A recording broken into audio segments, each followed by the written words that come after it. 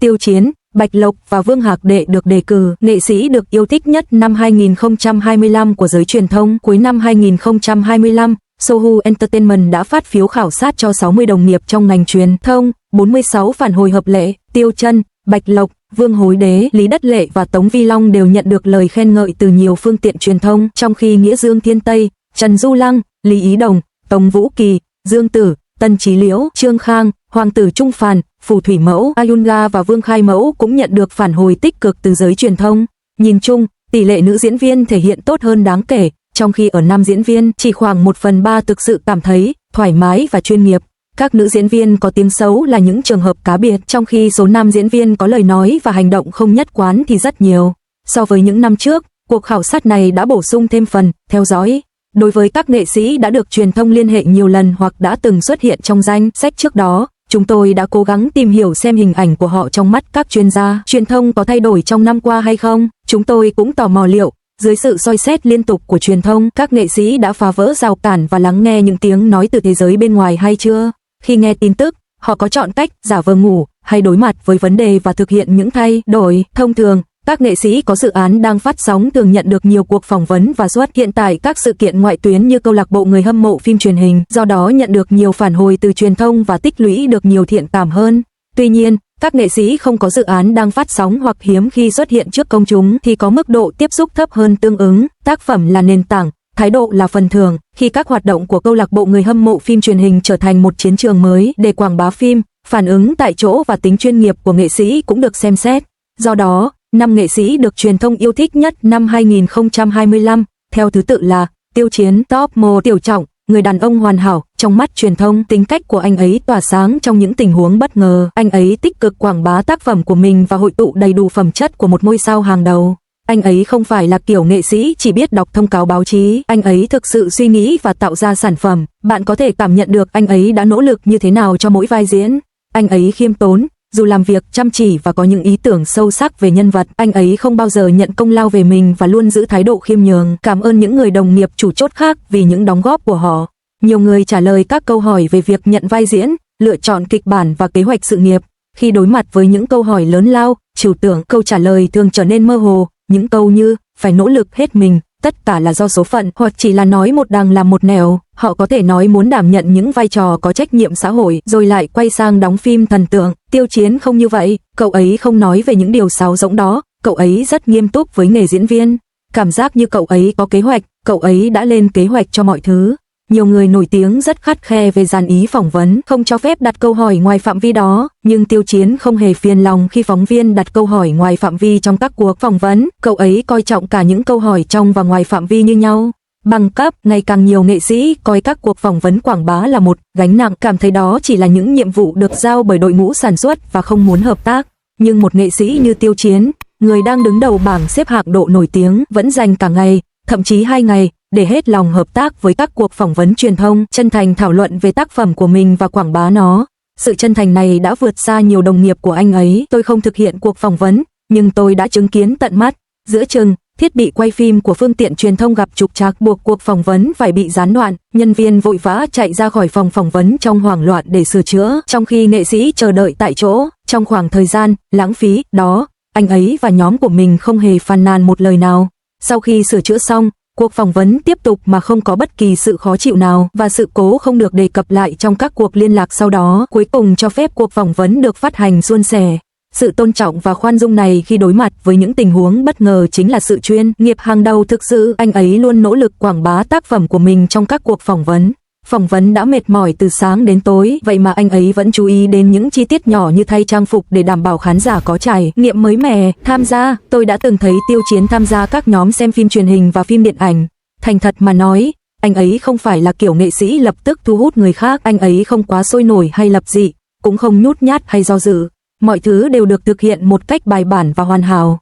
Tôi từng nghĩ kiểu thể hiện này không tốt cũng không xấu, nhưng sau khi so sánh, tôi nhận ra rằng đối với một ngôi sao hàng đầu, đây là kiểu điểm tuyệt đối, khó đạt được nhất. Ai cũng biết mạng xã hội ngày nay đòi hỏi sự chú ý cao như thế nào. Một lời nói sai lầm có thể dẫn đến bị chỉ trích và trở thành chủ đề bàn tán trên mạng xã hội. Nhưng với anh ấy, dù là chuẩn bị quà tặng hay trả lời câu hỏi trên sân khấu, tất cả đều là màn trình diễn đỉnh cao. Tôi đã gặp anh ấy 2 lần, anh ấy để lại ấn tượng rất tốt, anh ấy luôn rất lịch sự, chân thành và ăn nói lưu loát, và bạn có thể cảm nhận được sự trưởng thành và tiến bộ của anh ấy với tư cách là một diễn viên. Điều đáng chú ý nhất khi phỏng vấn Tiêu Chiến là có một số cách hiểu phiến diện về anh ấy từ thế giới bên ngoài, gán cho anh ấy những nhãn mác như ngôi sao mạng và đẹp trai, nhưng sự tỏa sáng thực sự của anh ấy đến từ tính chuyên nghiệp, tư duy logic, sự trau dồi và nhân cách. Trong cuộc phỏng vấn, anh ấy diễn đạt rõ ràng và logic, những lời nhận xét của anh ấy chắc chắn không phải là sáo rỗng hay chỉ đơn giản được tóm tắt là đẹp trai. Ngoài ra, tôi nghĩ mọi người thường bỏ qua tuổi tác của anh ấy. Ở độ tuổi 30, phong thái tổng thể của Tiêu Chiến rất ổn định, điềm tĩnh, tự chủ và có học thức. Anh ấy hòa đồng tốt với cả giới truyền thông và nhân viên của mình, và anh ấy có mức độ khoan dung rất cao, một người thực sự cởi mở. Anh ấy hành động và nói năng đúng mực, không hề kiêu ngạo. Top 2. Bạch Lộc. Cô bé với sức hút fan đáng kinh ngạc khi còn nhỏ. Tôi muốn gọi điện cho Bạch Lộc, cứ là chính mình và mọi người sẽ yêu mến bạn. Hãy nhớ đến nhu cầu của truyền thông. Sau khi quay phim xong, trên phim trường, một thành viên trong đoàn làm phim cho biết các thành viên trong gia đình họ là fan trung thành của Bạch Lộc và chỉ xem Running Man vì cô ấy. Họ hỏi liệu Bạch Lộc có thể chào hỏi gia đình họ không, và Bạch Lộc đã sẵn lòng nghiêng người về phía camera và kiên nhẫn chờ cuộc gọi được kết nối. Sau khi kết nối, cô ấy mỉm cười và vẫy tay chào những đứa trẻ trên màn hình, nói chuyện bằng giọng rất nhẹ nhàng. Sau khi cuộc gọi kết thúc, cô ấy trở lại giọng nói bình thường của mình. Xét đến việc con gái cô, Tiểu Cửu Long, cũng thích Bạch Lộc. Bạch Lộc có rất nhiều fan nhí. Cô ấy thực sự là một người chị gái thân thiện với trẻ em, một người chị mà ngay cả trẻ em cũng yêu mến. Phát sóng 3 bộ phim truyền hình một năm đồng nghĩa với rất nhiều cuộc phỏng vấn và hoạt động quảng bá, nhưng Bạch Lộc luôn mang đến những bất ngờ. Cô ấy hài hước và dí dỏm, hoàn toàn không có vẻ mệt mỏi của một cuộc phỏng vấn theo kiểu dây chuyền sản xuất. Chỉ cần nghĩ đến việc phỏng vấn Bạch Lộc thôi cũng đã khiến tôi vui rồi. Bạn có thể thấy cô ấy chuẩn bị rất kỹ cho công việc của mình, nhưng điều quý giá hơn cả là sự sẵn lòng chia sẻ chân thành của cô ấy. Đó là kiểu phỏng vấn mà bạn sẽ không cảm thấy nhàm chán ngay cả khi bị nhốt cùng cô ấy. Ha ha, Bailu là kiểu người chỉ cần là chính mình, và mọi người sẽ yêu mến cô ấy. Có lần, thời gian phỏng vấn cực kỳ eo hẹp, mọi người đều giục giã chúng tôi, liên tục nhấn mạnh rằng chúng tôi tuyệt đối không được vượt quá thời gian và làm chậm lịch trình tiếp theo của nghệ sĩ. Tôi cứ nói, không, nhưng trong lòng rất lo lắng. Thấy vậy, Bailu chủ động giúp đỡ tôi, nói rằng, không sao đâu, cô ấy sẽ nhanh thôi. Vì chúng tôi đã phỏng vấn cô ấy vài lần trước đây, nên có lẽ cô ấy nhớ tôi, nhưng cảm giác được cô ấy lên tiếng giúp đỡ khác hẳn với việc chỉ đơn giản là được nhớ. Trong một môi trường đầy người lạ, chỉ có cô ấy là người sẵn lòng tin tôi. Mỗi lần phỏng vấn, cô ấy đều xuất hiện đúng giờ ngay khi chúng tôi chuẩn bị xong thiết bị. Cô ấy thực sự có ý thức về thời gian rất tốt. Điều khiến tôi ấn tượng nhất là chúng tôi đã lên kịch bản liên quan đến một chủ đề đang thịnh hành. Chúng tôi lo lắng rằng nữ nghệ sĩ có thể không muốn hợp tác, nhưng cô ấy đã sẵn sàng đồng ý. Khi một vấn đề nhỏ phát sinh trong quá trình thực hiện, cô ấy đã tự mình nghĩ ra giải pháp, quyết tâm hoàn thành phần đó. Thật khó để không yêu mến một nghệ sĩ luôn đặt nhu cầu của truyền thông lên hàng đầu. Đối với sự kiện ngoại tuyến cho chương trình Lin Chiang Xian, chúng tôi đã chuẩn bị một chiếc vương miện và một tấm giấy bạc cho cô ấy. Chúng tôi đã tặng nó cho Lulu như một món quà nhỏ bất ngờ tại chỗ. Sau sự kiện, cô ấy đã nhờ nhân viên nhắn tin cho tôi, nói rằng cô ấy rất cảm động và hạnh phúc. Tôi vẫn muốn nói rằng, Lulu trông thật xinh đẹp khi đội chiếc vương miện nhỏ và cầm tấm giấy bạc. Trong phòng phỏng vấn, cô ấy rất giỏi trong việc phân tích câu hỏi và đưa ra những câu trả lời sâu sắc. Cô ấy trả lời các câu hỏi một cách chân thành và thể hiện suy nghĩ của riêng mình. Cô ấy đặc biệt giỏi trong việc quảng bá phim truyền hình và thích làm việc với những người thú vị và có trách nhiệm. Lịch trình của cô ấy hôm đó vô cùng bận rộn. Tôi nghĩ cô ấy có thể không có nhiều thời gian dưới áp lực như vậy, nhưng khi nhìn thấy tôi tại trường quay, cô ấy vẫn chào đón tôi nồng nhiệt, tỏa ra sự thân thiện và khiến tôi cảm thấy hoàn toàn thoải mái. Cô ấy sẵn sàng đồng ý một buổi chụp ảnh đơn giản. Cô ấy luôn dành thời gian, ngay cả khi thời gian eo hẹp. Chúng ta có thể lên lịch một chút thời gian trong giờ nghỉ để đảm bảo có thể tương tác không? Lulu thật tốt bụng. Top 3. Vương Hạc Đệ. Người đẹp, quyến rũ cả nam lẫn nữ. Anh ấy đã nằm trong tâm trí của các phóng viên nam suốt một năm qua. Giàu có và hào phóng, thoải mái, lạc quan và dễ gần. Mặc dù bộ phim được công bố ở Thượng Hải vào đầu năm, nhưng một năm đã trôi qua. Nhưng khi nghĩ đến những người nổi tiếng mà tôi yêu thích, Vương Hạc Đệ lập tức hiện lên trong đầu. Anh ấy luôn hoạt bát và hóm hỉnh, biết cách ứng xử với giới truyền thông và rất nhanh nhạy.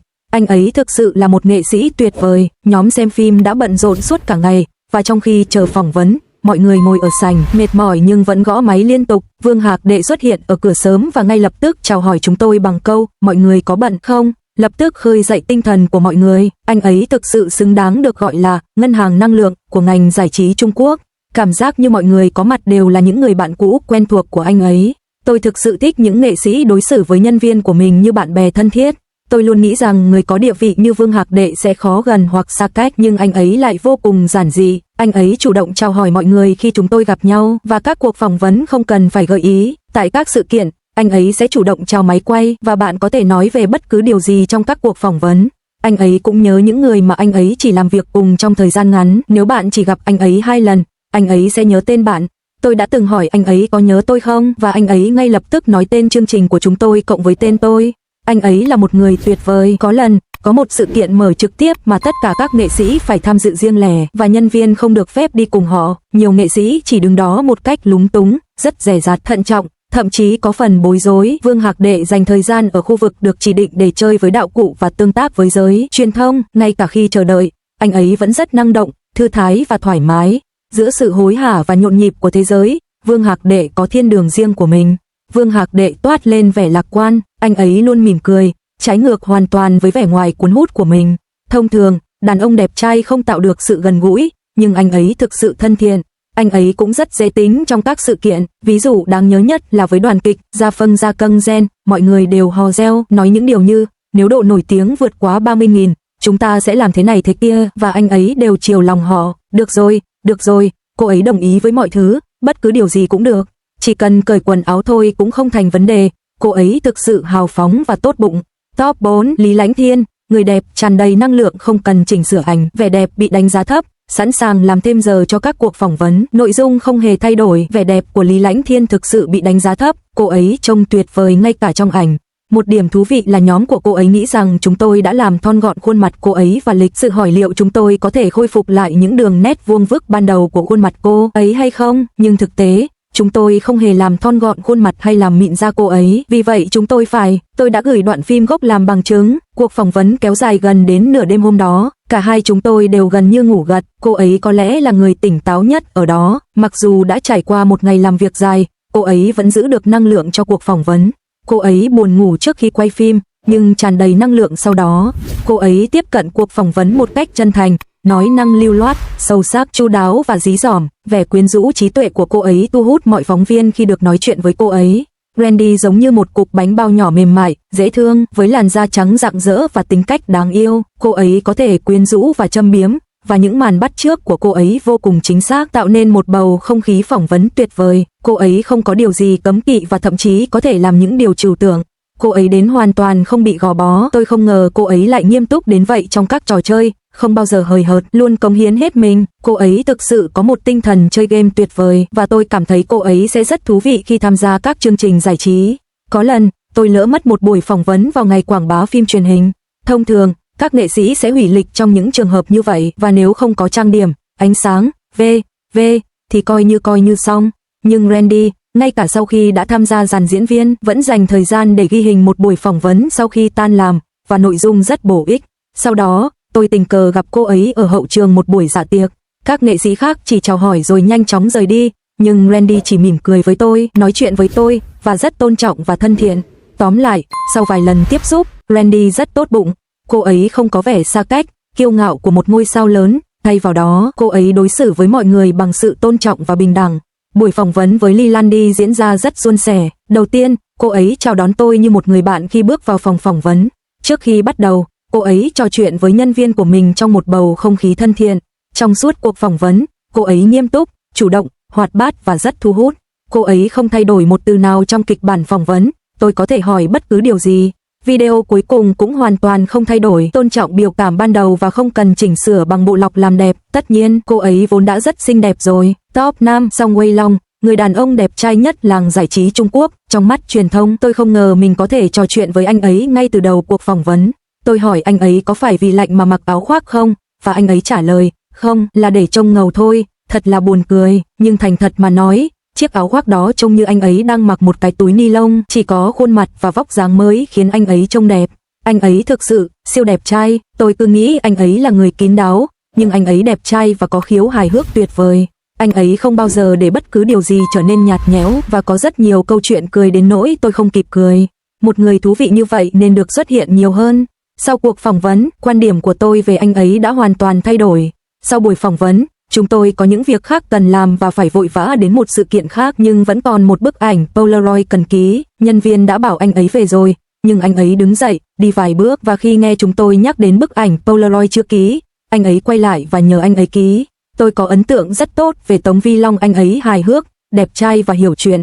Anh ấy có tính cách tuyệt vời và rất khiêm tốn. Trên phim trường, tôi đã chứng kiến đạo đức nghề nghiệp của anh ấy nghiêm túc, chuyên nghiệp và hoàn toàn giản dị. Trong giờ nghỉ giải lao, anh ấy thường xuyên trò chuyện với nhân viên, cho thấy anh ấy rất dễ gần. Tôi đặt nhiều kỳ vọng vào anh ấy đẹp trai và chăm chỉ.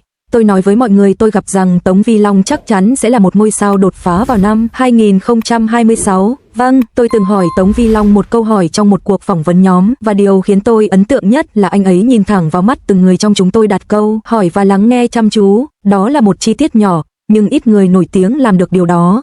Những khoảnh khắc người nổi tiếng khiến bạn cảm thấy thật tuyệt vời. Nam diễn viên trẻ Jackson Yi tự nguyện nhường vị trí trung tâm. Cậu ấy rất lịch sự, rất ga lăng và tôn trọng cảm xúc của phóng viên. Khi chụp ảnh xong, cậu ấy tự nguyện nhường vị trí trung tâm và đứng hơi lệch sang một bên.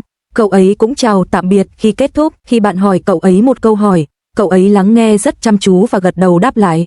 Mặc dù không phải là người nói nhiều, nhưng cậu ấy rất nghiêm túc với mọi câu hỏi. Cậu ấy thường trả lời khá qua loa. Ví dụ, khi được hỏi về giấc mơ đáng nhớ gần đây nhất liên quan đến bộ phim hay việc mách lèo về Bigan, cậu ấy trả lời khá vui vẻ. Tuy nhiên, khi thảo luận về việc đạo diễn phải quay lại nhiều lần, thêm thắt và liên tục chỉnh sửa cốt truyện và kịch bản, cậu ấy trở nên nói nhiều và thú vị hơn. Sâu bên trong, cậu ấy là một người rất thú vị, khá giàu trí tưởng tượng và cũng có một khía cạnh trẻ con. Cậu ấy rất phù hợp với các cuộc phỏng vấn nhóm. Khi dàn diễn viên chính và đoàn làm phim trò chuyện cùng nhau, bầu không khí trở nên sôi nổi, mọi người đều hào hứng tham gia, làm nổi bật nhiều khía cạnh hài hước và đáng yêu của anh ấy. Anh ấy trả lời rất nghiêm túc, suy nghĩ sâu sắc, nói năng rõ ràng và thấu đáo, và diễn đạt rất tốt. Anh ấy là một người hiếm có trong số các nghệ sĩ trẻ biết nói chuyện có chiều sâu.